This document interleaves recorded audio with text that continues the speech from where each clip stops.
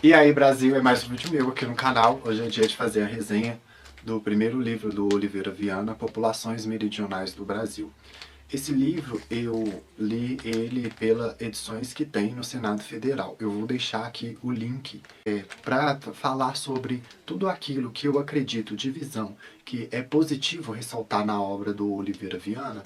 Eu peço que vocês tenham um pouco de paciência, até mesmo pela a grandeza do conhecimento que vocês vão ter a respeito da análise dele de Brasil.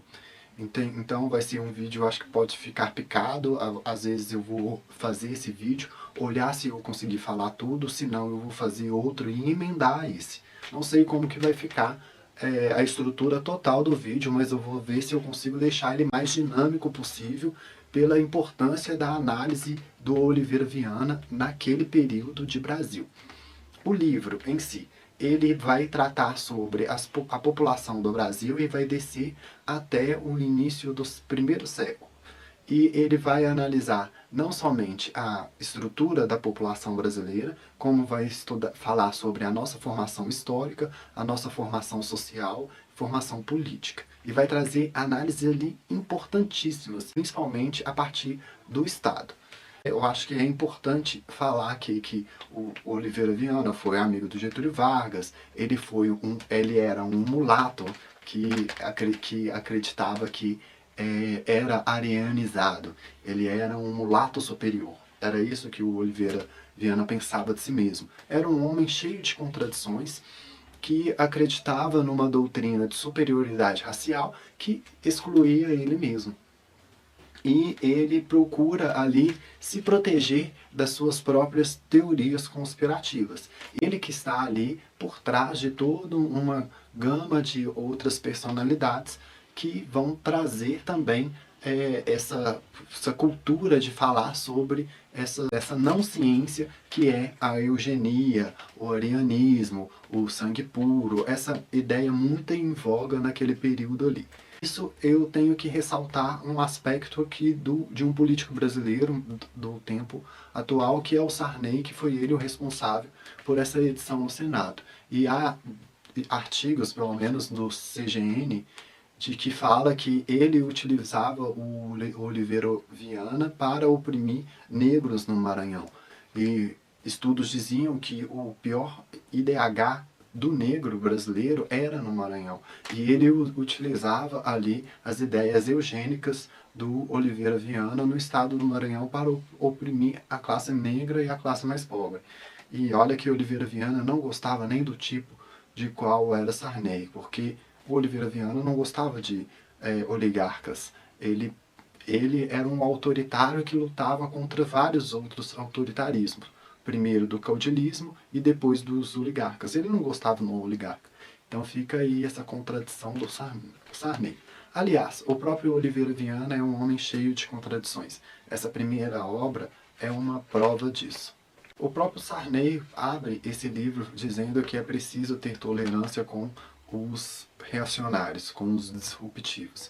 E isso daí é verdade, dá para separar um lado negativo da obra do Oliveira Viana, mas é preciso contextualizar esse lado negativo, porque na construção do Estado do Getúlio Vargas, todas essas ideias subiram junto com essa formação. Então, por isso que é importante falar sobre a obra de Oliveira Viana.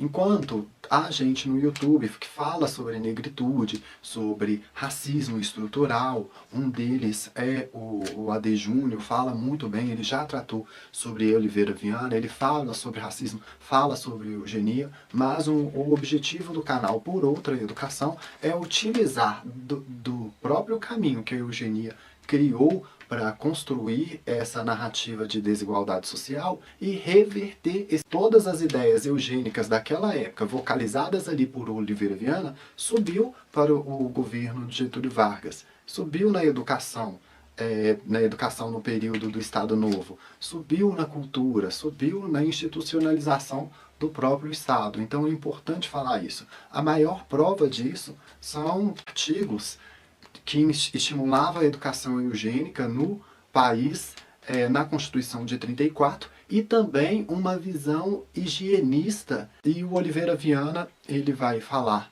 sobre dois aspectos da nossa estrutura, separando as classes, a classe mais rica e a classe mais pobre. O que me fez interessar por Oliveira Viana foram textos isolados em que ele falava sobre o mais pobre.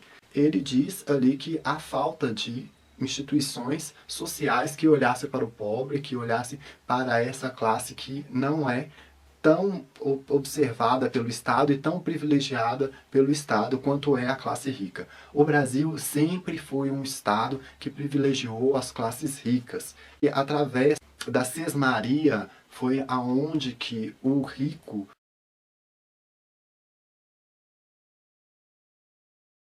o fazendeiro, ele acumulava ali terras e com isso poder, porque havia todo um sistema de favoritismo, de privilégios, de vantagens que o dono da terra teria. A população era totalmente rural. Ela passa a ser urbana depois de Getúlio Vargas para cá. E com isso, ele vai analisar toda essa estrutura da qual se formou a sociedade brasileira. Tudo em torno do patriciado local, o rural, do dono da fazenda, do dono da terra, do dono do latifúndio. Nele concentrou todo o privilégio, todo o poder político, todo o poder econômico, toda a esfera de toda a gravitação da vida da sociedade brasileira.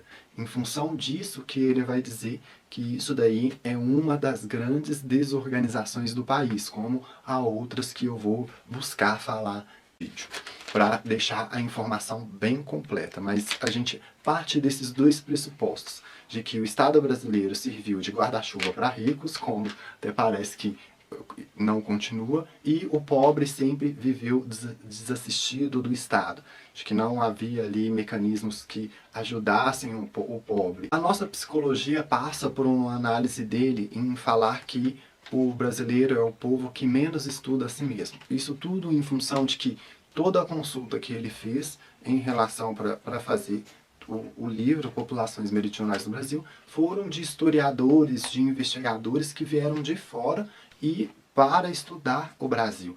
E a partir disso que ele faz essa crítica. É o povo que menos estuda a si mesmo. Só que eu acabei esquecendo de falar que há uma introdução do Antônio Paim sobre esse livro, logo depois da apresentação do livro. Se trata de uma sociologia patrícia, e realmente é verdade. Ela se trata da sociologia da riqueza, né, dos donos do poder iniciais ali dos primeiros séculos. Aí, para fazer essas interpretações, fazia crítica a um certo daltonismo da sociedade da época. Por que ele faz essa crítica? Porque toda a nossa história, a nossa cultura, ela vem do eurocentrismo. E isso ali incomoda ele. E ele fala, ele tinha ali um nacionalismo mesmo exacerbado e ele fazia essa crítica, que consideravam todos daltônicos. Que as pessoas não tinham a capacidade de enxergar o Brasil na sua totalidade porque ela vinha manchada de uma carga europeia de conhecimento, de arcabouço cultural. Quando se trata da questão da educação, ele vai citar um estudo do Moreira Azevedo, que é do ano de 1892. Ele fala muito sobre a educação. Ele faz críticas depois a essa educação europeia que a gente teve.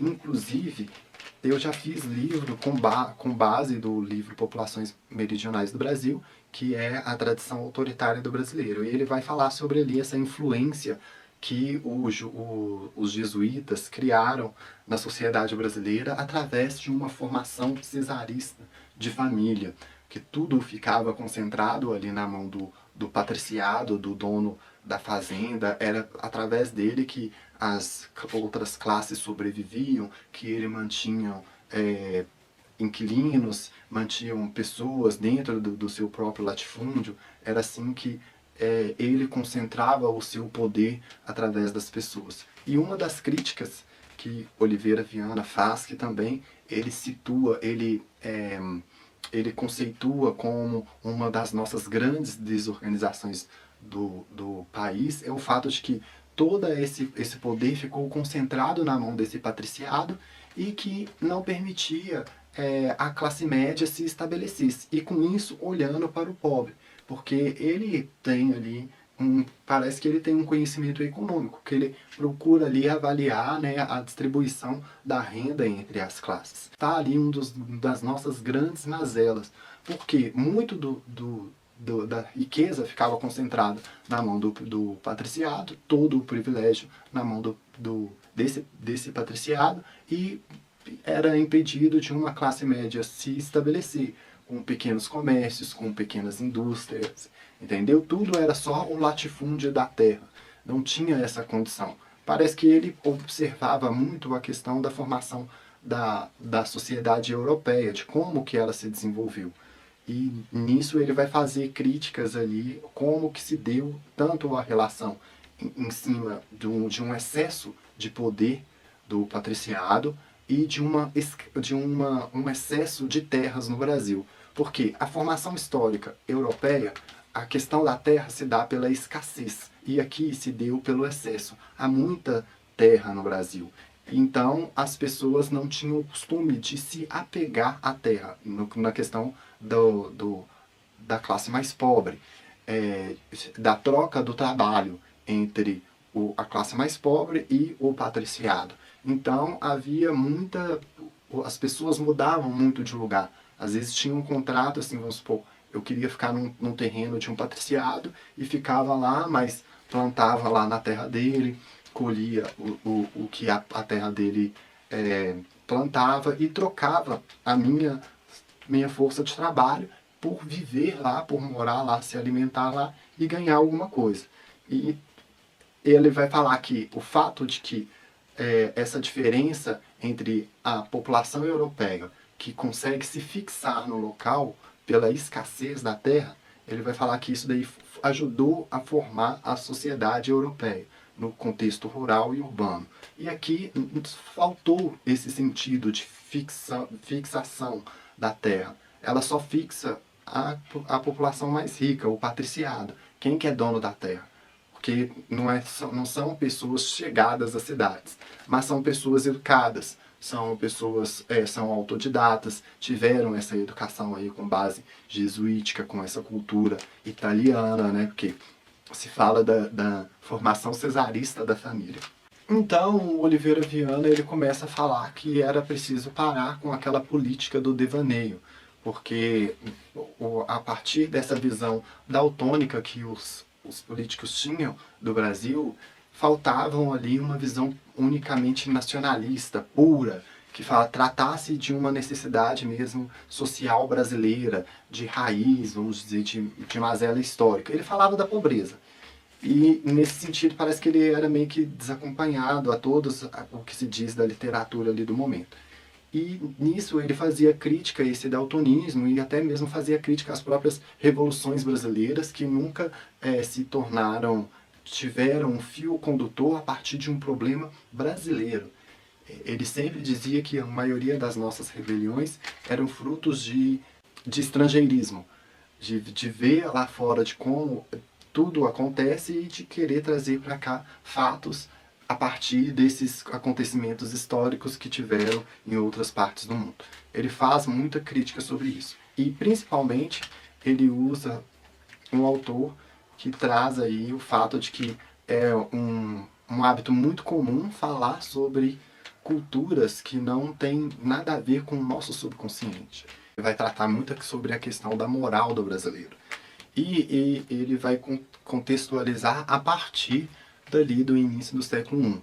Ele vai falar que o Brasil ele sempre teve pessoas que tinham uma moral duvidosa, e principalmente a partir da relação do Estado, que a corte bragantina, principalmente, ele vai dizer que eram cheias de fidalgos, de orçamentívoros, de pessoas que viviam sobre dinheiro do Estado, entendeu? Pessoas que comiam o dinheiro do Estado. E nisso ele vai falar que eram lusitanos, que eram parasitas mesmo, né? Pessoas burocratas que sobreviviam do Estado. Uma boa parte da sociedade brigava por muitas honrarias, por empregos, cargos, por privilégios, né? E isso daí ele já trata ali como um desvio moral da elite brasileira, dessa formação histórica da moral do brasileiro. E isso daí não mudou muito hoje. Hoje a gente vê aí essa dependência, essa relação obscura, corrupta entre a classe rica e privilegiada, que sempre busca estar sob o guarda-chuva do Estado, e isso daí faz até hoje, até 100 anos após essa obra, demora muito para que esses orçamentívoros sejam ainda expulsos do Estado, ainda demora muito tempo para que o nacionalismo dos patriciado fazendeiro vence, né? E tudo ali concentrado na mão do homem, tudo dentro do falocentrismo da sociedade brasileira, começa a partir dali. E quando esses fidalgos começam a ver que perderam espaços, eles acabam voltando aí para Portugal. E essa concessão de privilégios, na falta desses fidalgos, passam a ser para o patriciado rico da história do Brasil. Aí por isso se justifica a desigualdade social no Brasil. Porque aqui vai ter parte, eu vou falar por que há essa visão desigual? Porque só cria guarda-chuva para beneficiar rico, privilegiado, entendeu? Gente que já tinha muito dinheiro, porque a Sesmaria era isso, dava, e nisso dali concentrava um absurdo de poder. E também, né, de uma visão até mesmo racista, histórica, porque índio e negro era assassinado. A própria expansão vicentista é uma grande prova disso, e isso não mudou. Você vê o caso aí do menino. No Brasil, historicamente, se mata preto, se mata índio. Então, de como o Bandeirantes matou gente negra, gente pobre, de como os ricos se uniam para matar índio, matar negro. E aí ele vai falar sobre a moral dos mais pobres, né? E aí em certos pontos aí ele já vai vir com toda aquela conotação eugênica, com toda a conotação alienista, de superioridade moral das raças, de todo aquele anticientificismo que circulava ali naquele período cultural entre ele, os amigos dele, o Monteiro Lobato. No próprio livro ele vai citar o nome de vários autores arianistas, autores que seguiam ali a eugenia. Ele vai falar sobre o Lapong, o Arthur de Gobineau, o Gustavo Le Bon, o Júlio Soure e o Jean Rostand, teóricos raciais, né? Faltou o Francis Galton, né, que é o pioneiro dessa porcaria aí, desse trem de eugenia. E isso daí, essa eugenia, a própria Hannah Arendt vai citar no livro Origens do Totalitarismo. E quando ela fala sobre o Arthur de Gobineau, né, então isso daí já mostra que toda essa questão racial no mundo fundamentou não só a perseguição aos judeus, mas também perseguição dos negros no Brasil, nos Estados Unidos, na própria África, pelos europeus. No imperialismo ela fala isso. Tudo começou aí com essa porcaria dessa teoria iniciada por Francis Galton, embasadas no darwinismo, de que o próprio Darwin era primo do Francis. Poligamia intensa da classe mais pobre, um excesso de população, porque a gente imagina, o Brasil é um país onde que há abandonadores de lares. Isso daí não é de agora, é de muito tempo. O próprio ele fala isso sobre essa poligamia intensa e difusa entre as classes mais pobres. E nisso ele vai dar conotação racista, de inferioridade, de mestiçagem, relação entre uma raça e a outra, e nisso distinguir entre o índio, o negro e o branco. Também disputas que há entre essas raças entre si e a misturas dela, vamos dizer, o que deu da mistura de um para o outro. Para terminar aí uma primeira parte aí desse vídeo aí, a segunda parte vai ficar para depois, assim eu vou conseguir salientar tudo que eu acho importante a respeito da obra dele, principalmente no que se diz a questão das falhas da nossa organização social. E ele vai tratar também da miséria, da pobreza, né? Que é da questão mais sensível ali da obra dele, de populações meridionais no Brasil, e com isso que eu resolvi falar assim, nossa, ele tem uma base boa, que a partir dele dá para me destrinchar a questão da desigualdade social, porque é como eu disse inicialmente, essas ideias foram construídas junto com a construção do Estado, que quem constrói o Estado é Getúlio Vargas. E então as ideias do Oliveira Viana e de todos os amigos do Oliveira Viana sobem nessa construção. Então é a partir dela que a gente pode desmontar esse ambiente aí de desigualdade social, que aí é a continuidade desse racismo estrutural, do próprio da escravidão, da própria visão antinegra da República e de tudo que foi construído aí nesse período de cultura antirracial aí no mundo, e que no caso do Brasil, em relação à vivência dos negros, ainda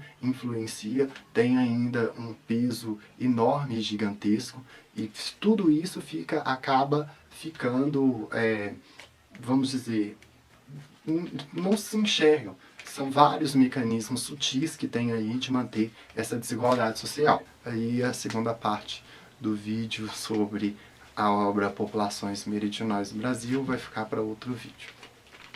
Fiquem com Deus aí, ó. Não se esqueçam de curtir esse vídeo, não se esqueçam de se inscreverem aí no canal, e a gente se encontra aí na continuação desse vídeo. Até mais.